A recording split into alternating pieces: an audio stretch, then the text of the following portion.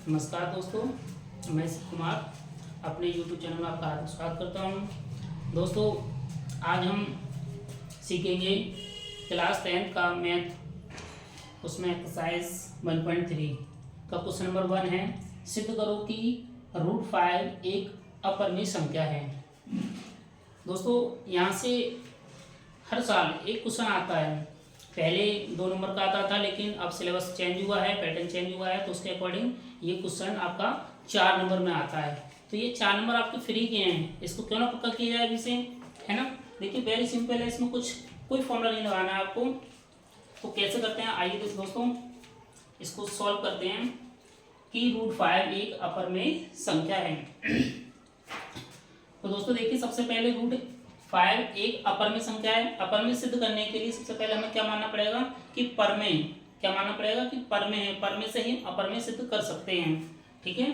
तो हम यहाँ पे क्या कर लेते हैं, लेट कर लेते हैं, यानी माना √5 क्या मान लेते हैं, परमेय संख्या। क्या मान लेते हैं, परमेय, है ना।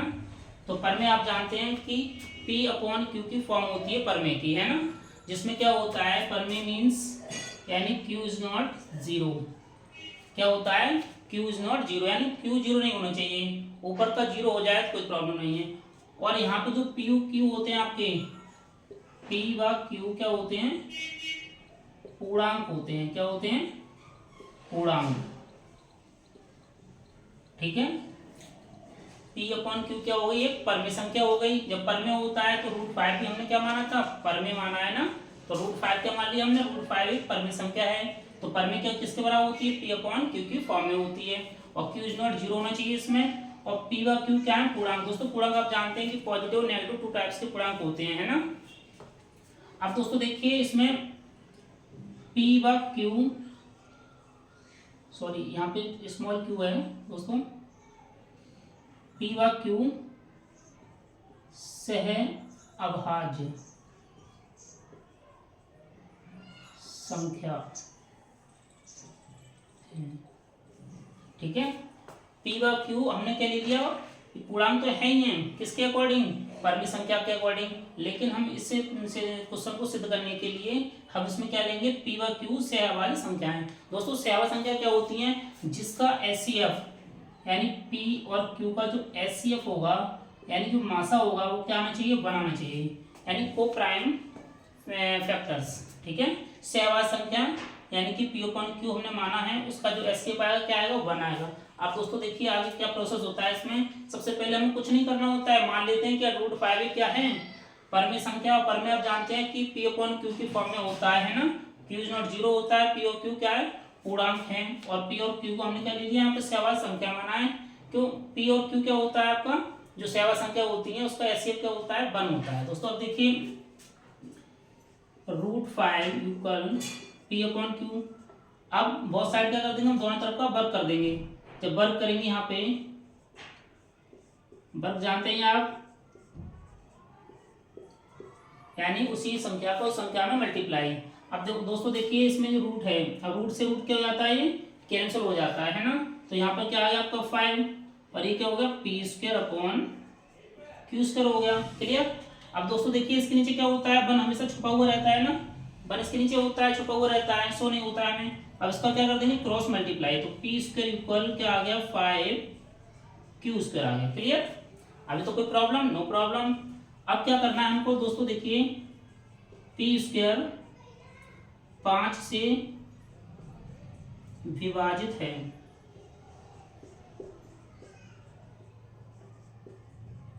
दोस्तों ये जो P² है हमारा 5 से, यहाँ पे इसका अगर डिवाइड करेंगे हम तो चला जाएगा ना, आसानी से, आराम से चला जाएगा। तो P² 5 से विभाजित है, तो P भी किससे विभाजित होगा, 5 से विभाजित होगा, क्लियर, कोई प्रॉब्लम। यानी कि जब एक बात बताइए दोस्तों, यहाँ पे क्या है, 9 है, 9 में ऐसे लिख दूं 3 × 3 कि ये 3 से डिवाइड हो रहा है यहाँ पर, है ना। और 9 से, यानी कि ये इसके इक्वल है, इसके बराबर हो रहा है 9 के, क्योंकि 9 से डिवाइड हो जाएगा इसमें और 3 से डिवाइड हो जाएगा। तो पी स्क्वायर मेरा 5 से विभाजित है, तो पी भी 5 से मेरा क्या होगा, विभाजित होगा। दोस्तों देखिए ये क्वेश्चन मैं क्या ले लेता हूँ, इसको फर्स्ट मान लेता हूँ, है ना। अब दोस्तों देखिए यहाँ पर मैं क्या मान लूंगा, माना पी इक्वल 5m। अब देखिए मैंने यहाँ क्यों माना P इक्वल टू 5m क्यों माना, क्योंकि देखो मेरा क्या है क्वेश्चन में 5 है, अगर यहाँ 3 होता तो मैं 3 लेता, पर यहाँ पे आप R/T कुछ भी ले लीजिए, इससे कोई प्रॉब्लम नहीं है, ठीक है। अब वही प्रोसेस हम करेंगे, दोनों तरफ का क्या करेंगे, वर्ग करेंगे, तो वर्ग करेंगे क्या होगा, पी स्क्वायर, क्लियर। अब यहाँ पर आपका क्या आएगा, पी स्क्वायर इक्वल 25 और एम स्क्वायर, क्लियर। अब दोस्तों देखिए पी स्क्वायर हमारा ये है और पी स्क्वायर ये है ना, तो समीकरण 1 से पी स्क्वायर का मान इसको 2 मान लीजिए दोस्तों, पी स्क्वायर का मान समीकरण 2 में रखने पर, क्लियर। अब ये पी स्क्वायर है, तो पी स्क्वायर की वैल्यू कितनी आई आपकी 5q स्क्वायर, है ना, और ये 25m स्क्वायर। अब देखिए 5 से कितने बार कट जाएगा, 5 5 25, तो q स्क्वायर कल कितना आ गया आपका 5m स्क्वायर आ गया, क्लियर।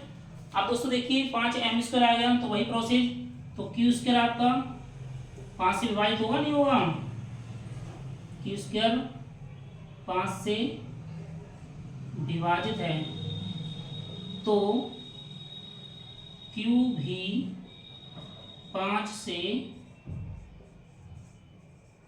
विभाजित होगा, क्लियर। जब Q उसका 5 से विभाजित है तो आपका Q भी क्या होगा, 5 से विभाजित होगा, क्लियर।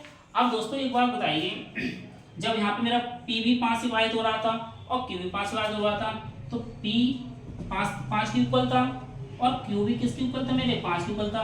अगर मैं इसका HCF करता हूँ तो क्या आता है, मेरा 5 आता है ना, क्या आएगा 5। लेकिन हमने माना क्या था यहाँ पे कि P और Q क्या होने चाहिए, यानी सहवाद संख्याएं हैं, जिसका HCF क्या आता है, यानी मासा क्या आता है, 1 आता है, क्या आता है 1। लेकिन यहाँ पर हमारा क्या है, HCF 5 आया, तो ये हमारी कल्पना क्या हुआ, विरुद्ध हुआ नहीं हुआ। तो हम लास्ट में क्या लिखेंगे यहाँ पर, अतः यह हमारी कल्पना गलत है, ठीक है, हमारी कल्पना गलत है।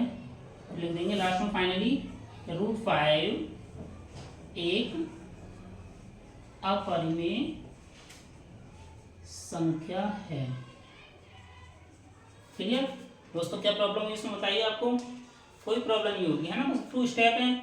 इसका स्क्वायर कीजिए यहाँ पर और इसके बाद इसका स्क्वायर कीजिए, दोनों वैल्यू लगाइए, बस यहाँ पे ये ध्यान रखना है पी क्यू का जो कौन से संख्या होती हैं उसका HCF 1 है और यहाँ पे हमारा 5 आया है, तो यहाँ पे क्या होगा, दोनों हमारा कैटेगरीज मैच नहीं कर रही है, तो इसका मतलब हम कह सकते हैं कि हमारी कल्पना कैसा है, विरुद्ध है, यानी हमारी जो हमने मानी थी वो कल्पना ही गलत थी हमारी, है ना। तो इसलिए हम क्या कह सकते हैं, √5 क्या है, अपरिमेय संख्या है। दोस्तों ये आप क्वेश्चन 100% कीजिएगा, क्योंकि हर साल एग्जाम में ये आता ही आता है, श्योर आता है, और ये 4 नंबर का हो गया। सबसे बड़ी बात तो ये कि पहले 2 मार्क्स का 2 मार्क्स का आता था आपका, है ना, लेकिन इसका नंबर सब 4 हो गया है, तो आप ये 70 में से 4 क्लियर करिए अभी से। अब यहाँ पर देखिए दोस्तों, √5 है, 3 आ जाए, 2 आ जाए, 7 आ जाए, 10 आ जाए, कुछ भी आ जाए, सिमिलरली प्रोसेस यही है, ठीक है। दोस्तों मेरी वीडियो कैसी लगी, अच्छी लगी तो लाइक करें, शेयर करें, सब्सक्राइब करें। थैंक यू दोस्तों।